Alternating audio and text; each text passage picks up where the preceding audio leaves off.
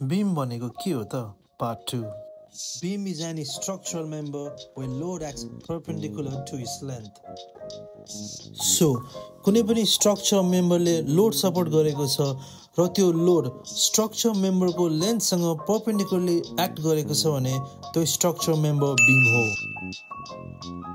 तर त्यो load perpendicular नभएर along the length of the structural member act भयो भने त्यो structural memberलाई हामी strut भन्छौँ।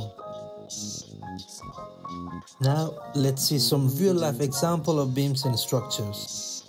First, यो cantilever balcony छ जहाँ cantilever structural member छ र structural memberले glass balustradको vertical loadलाई support गरेको छ र यो vertical load चाहिँ structural memberको lengthसँग perpendicularly act गरेको छ। त्यही भएर हामी यो structural memberलाई beam भन्छौँ। सेकेन्डमा छ यो लन्डन बस स्टपमा भएको एल्युमिनियम vertical post। यो vertical postमा horizontal crowd load र horizontal wind load act गरेको छ र यो दुईटा horizontal load चाहिँ perpendicularly vertical postसँग act गरेको छ। त्यही भएर यो vertical postलाई हामी beam जस्तै डिजाइन गर्छौँ।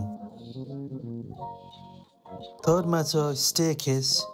यो staircaseमा दुईटा स्ट्रिङर छ र यो स्ट्रिङरलाई a type of beam भन्न सक्छौँ किनकि balustradको vertical load र threadको vertical component load स्ट्रिङरको लेन्थसँग perpendicularly act भएको छ।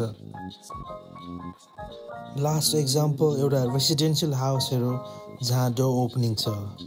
त्यसको लागि हामीले लिन्टेल इन्ट्रोड्युस गरेको छौँ। यो लिन्टेल हरिजोन्टल कम्पोनेन्ट हो र यसले वलको vertical load सपोर्ट गरेको छ र यसलाई पनि हामी टाइप अफ बीम भन्न सक्छौँ।